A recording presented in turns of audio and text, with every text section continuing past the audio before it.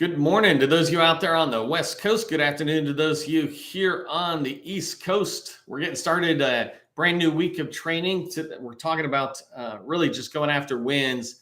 I called it capture, right? Speed capture, I think is what I said when I sent the newsletter out about the 5 trainings. But I'm excited to talk about this because I believe strongly in capture. It's kind of a missing element within people's sales process, but in particular, the end of the year, a lot of us are going to be doing a lot of activity, and we need to pick up our speed on capture. And so the tips I'm going to give you this week are around that. Before we get started, I just like to give a tip for those of you showing up early and on time. If you don't know this, recently we started putting out a how to do business with, and today, for example, how to do business with the USDA, Department of Agriculture. And the idea in this deck is I try to get rid of all the fluff that the government tends to put there. I don't tell you to go register in SAM, et cetera. I just try to find information that I think would be valuable to me and my customers and make sure I'm making it available to you. So an example is I put in where the forecast of opportunities is, how you can get there really fast. I put in points of contact for small business professionals or head of contracting activity, their name, number, and emails. I just give it to you. It's up to you to decide when the right time to reach out to them is, but we're saving you a lot of research time by making these available. And at the moment, I'm just sharing them on LinkedIn in my post at 8 a.m. So go ahead and check those out to make sure that you're tracking on the agencies that are important to you when I dump information. If you've actually seen that and you've been engaging and you appreciate it, let me know in the chat. I'd love to see who's tracking on that. Okay, let's get started in today's training. Let me just share my screen and we're off to the races.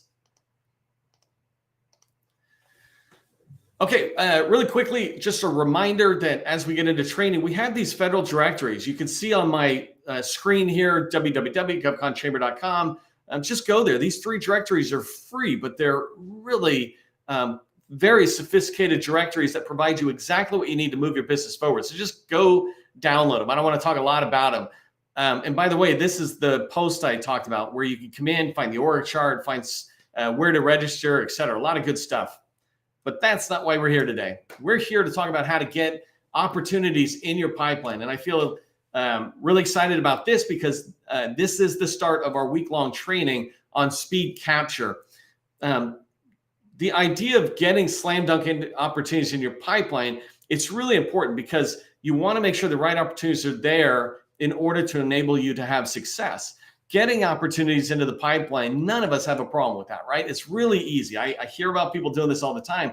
I ask, do you have a pipeline? Yes. Is it full? Oh yeah, I've got a lot of opportunities. I go to GovWin and I download a bunch of opportunities, or I go to GovTribe, or I'm working with other organizations or subscriptions that give me a lot of opportunities, right? So it's very easy to get pipeline opportunities populated. But what happens is when we have too many opportunities in there, we're wasting time working on or even thinking about opportunities that go nowhere.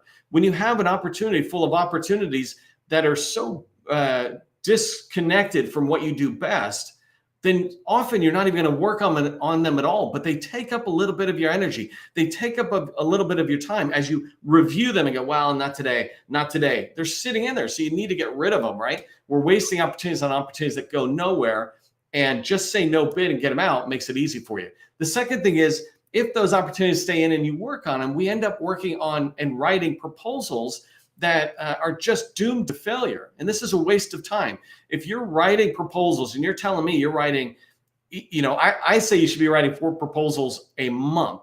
I hear people who literally are writing 4 proposals a week or even a day, and they're a small business with hardly any revenue.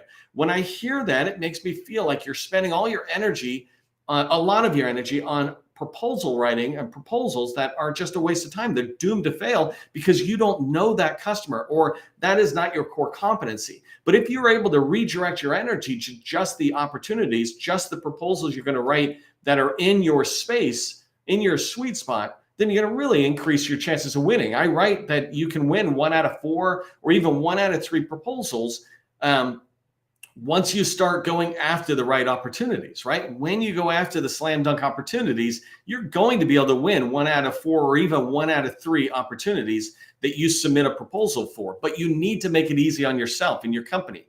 right? You can't make it difficult with all those opportunities that don't belong in your pipeline. So the way you make it easy is what we're going to cover down on today.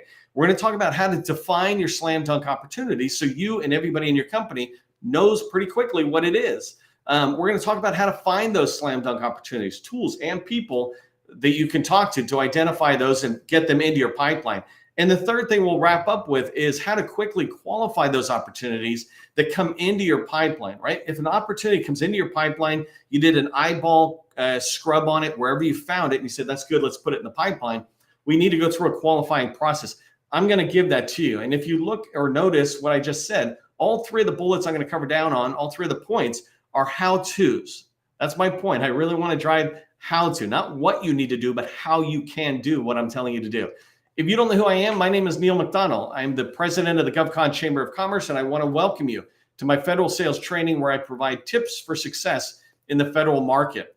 I spent 20 years in the federal market as a small business owner, and since 2018, I've been teaching people like you that government contracting is not a secret, it's just a process. When we follow a process A to Z, we have repeatable, predictable results.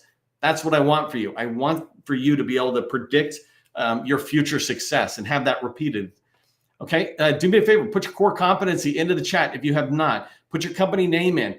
I've got people right now, I just talked to somebody that I know these two people have connected through this community because they found each other and they began to work with each other and go after opportunities. I believe you can do the same thing, potentially show up in a buyer's eyes when they're here in our community or with possible teammates. And then certainly I want to remember, and I want my team to remember who you are. So put that in, let us know who you are. And then we'll get diving into the training.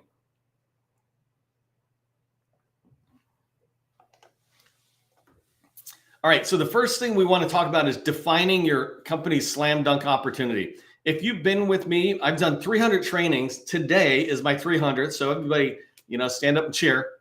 Today is our 300th training in a row over the last 15 months, I think it is. Even on holidays. I remember somebody said, you're doing a training on 4th of July. I had 50 people show up on the 4th of July. And then we all went off and had hot dogs and beer or something, or whatever our version of that is. Commitment is commitment when you're a small business owner, right? But I talked about slam dunk opportunities before, and I'm going to talk about it today, and I'm going to try to give it a variation. I never bring back the same training and say it again. I keep trying to improve how I'm sharing it with you. So the first thing to understand is, what is a slam dunk opportunity? A slam dunk opportunity is one that feels like it was written for us. And I got this guy here, a basketball player, getting ready to put that ball in the net, right? That's a slam dunk. If you don't know basketball, what he is about to do is a slam dunk. He's got the basketball in his hand, and it is going nowhere but in that net. He's guaranteed to slam that ball into the net and score, right? That's a slam dunk for him, and it's a slam dunk when you think about an opportunity in your hand, you're slamming it down.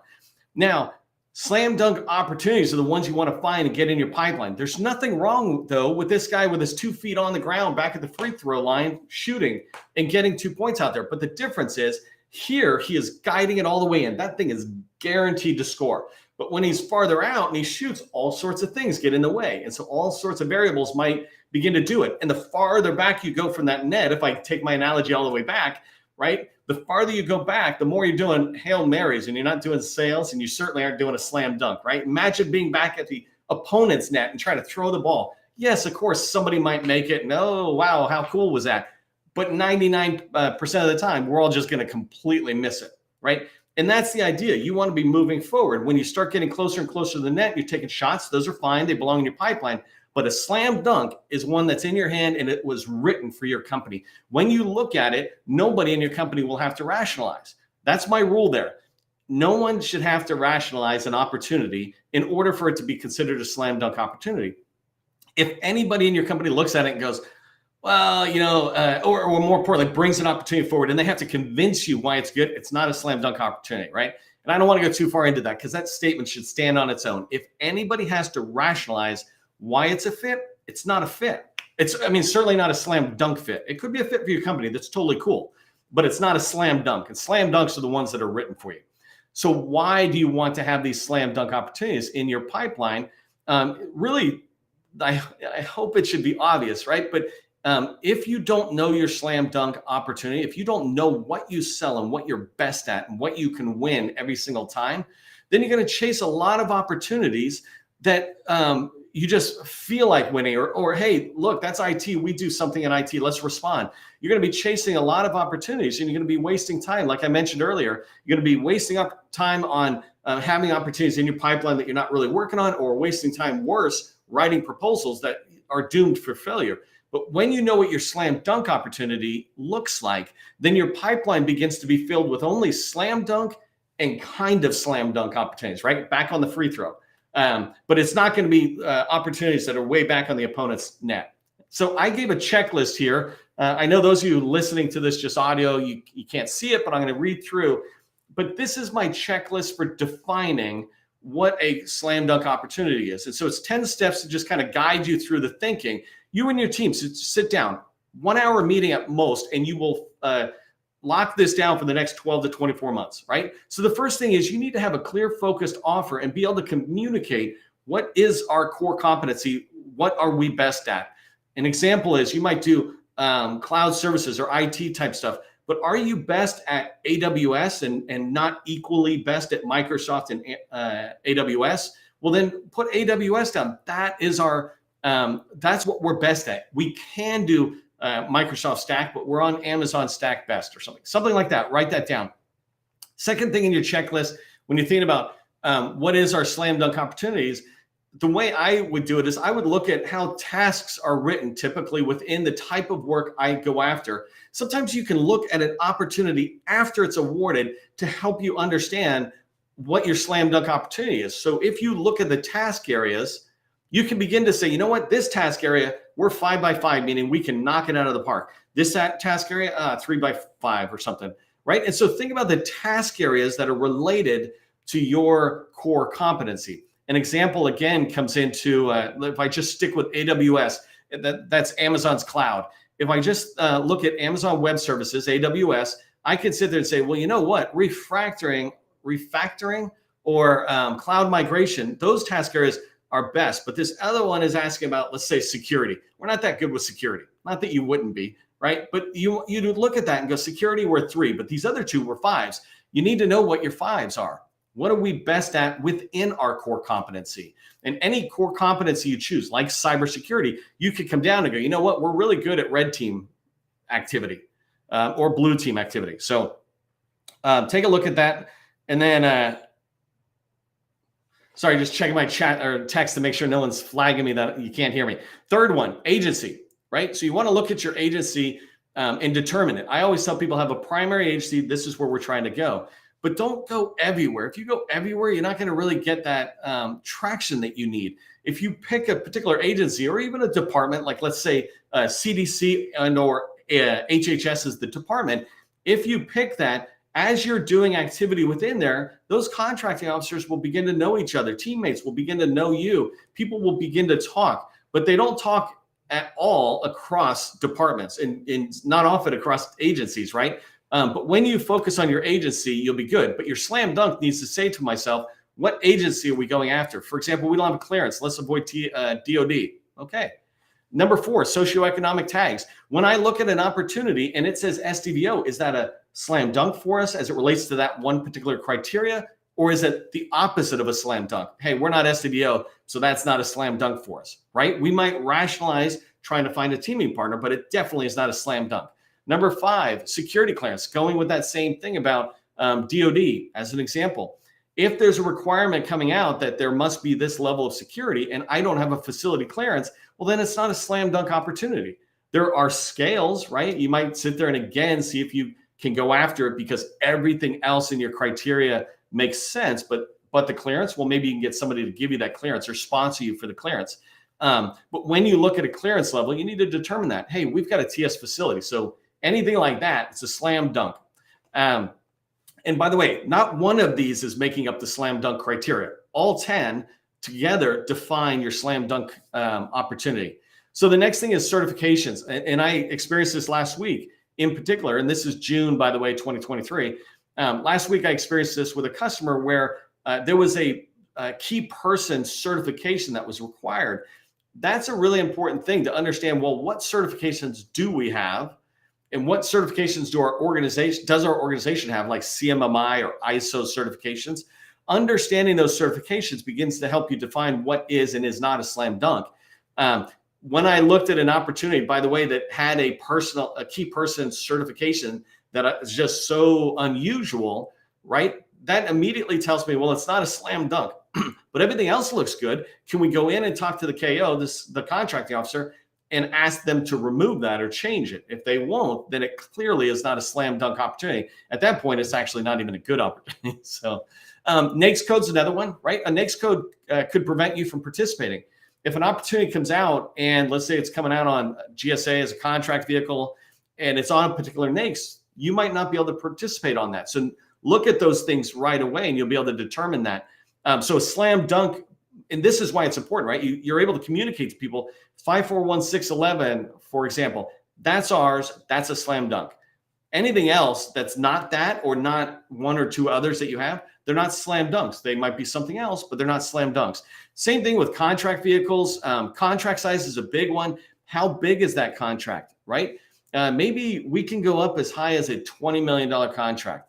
And then after that, it's too big to be a slam dunk because now we're starting to get worried. Now we're rationalizing whether we can support it. Doesn't mean it won't go into your pipeline. Just means now you're starting to get worried. Well, the same thing can be going up to 100 million or 200 million. If you're a $20 million firm, you can easily be going after $100 million opportunities, right? It's going to be a lot of work, but that's not an unusual thing. But whatever your number is, that size your company is comfortable with, your staffing team, the execution of the back end people, service delivery people, they all need to contribute to that answer about how big is a contract before it's not a slam dunk. If it's a $5 million opportunity and we're a $20 million firm, size-wise, it's a slam dunk every time. And the last one I have is past performance. When you look at an opportunity, you need to quickly understand what the criteria is going to be. And sometimes it might take you a while to find out. So you got to go look at the previous contract to see what their criteria was for past performance. And two things about that. One is you can see whether it's super restrictive. I'm working on an opportunity right now that allows the subcontractors' past performances to count. That's awesome. That makes it a slam dunk opportunity. But if it was 3 past performances for the prime, maybe the prime can't do those 3 past performances. And so understanding this checklist will enable you to quickly see opportunities out there, just eyeballing them when you see them on a forecast or one of those subscription tools.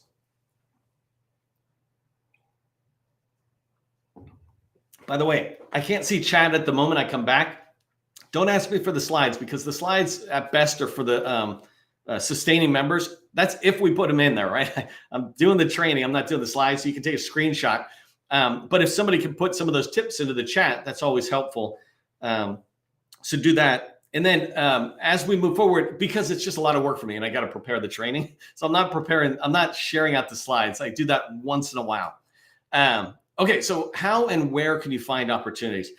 This is really important. I've done a whole training. I think I did one last week, in fact, but a whole training where you can go in and see where to find opportunities, how to dig into them. I'm positive I did a training like that in the past 2 weeks. So if one of my team can throw that in there, or frankly, anybody in the community can throw it into the chat, you can go watch that. But it's a great training that goes deep in there. But I wanted to touch really quickly on where can you find these opportunities that are slam dunk opportunities for you, especially as you're heading into the end of the year, right? So the first place you would go is SAM. It's a great obvious place, but SAM has opportunities where you can, they're listed there, right? A ton of opportunities. You guys all know this, hopefully.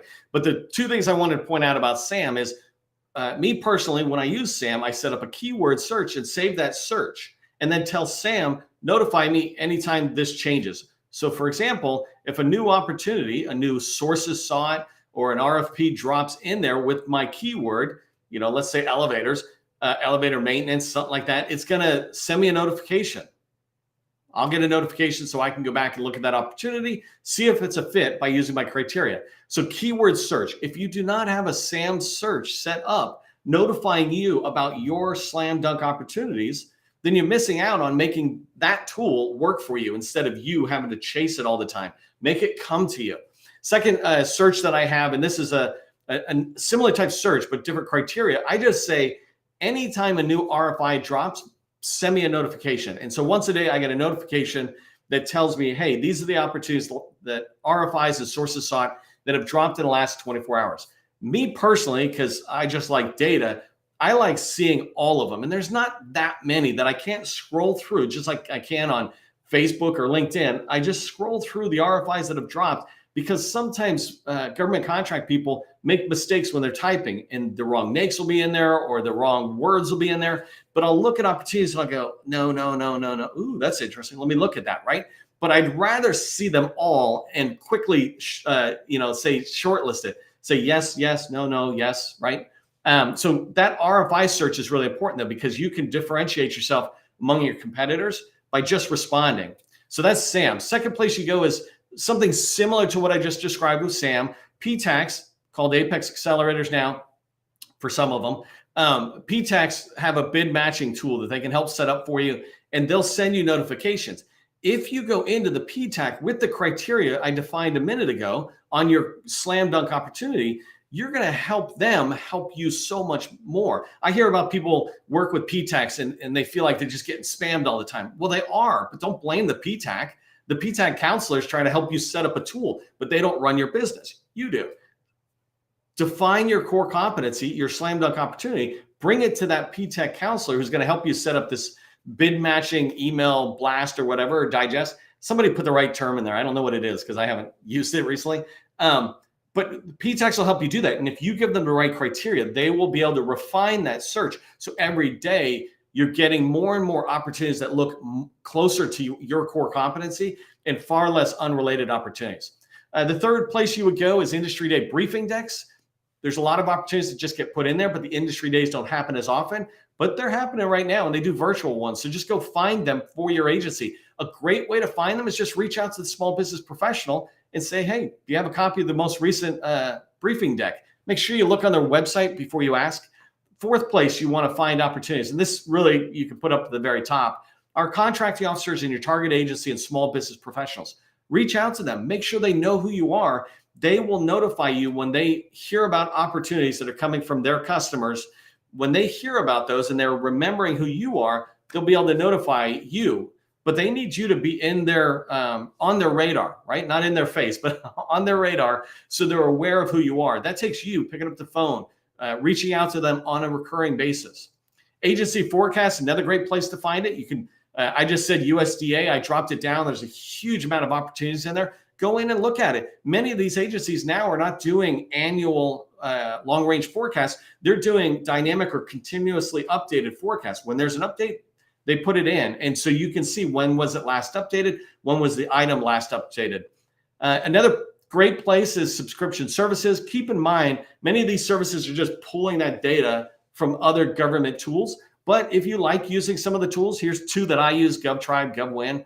But there's many, and there's many new competitors out there. If you're using their tools and you can feed in your criteria for your slam dunk opportunity, you'll be able to find these opportunities. And the last one is teammates. Just make sure your teammates know what a slam dunk opportunity is. Don't sit there and expect people to be able to help you if you don't say, you know what, a great opportunity for me is one that is in Amazon Web Services cloud migration. That's our sweet spot. You see any of that, please consider us, right? And by the way, hey, what is your slam dunk opportunity? You don't have to make them go through the criteria, but you want to learn what's important to them.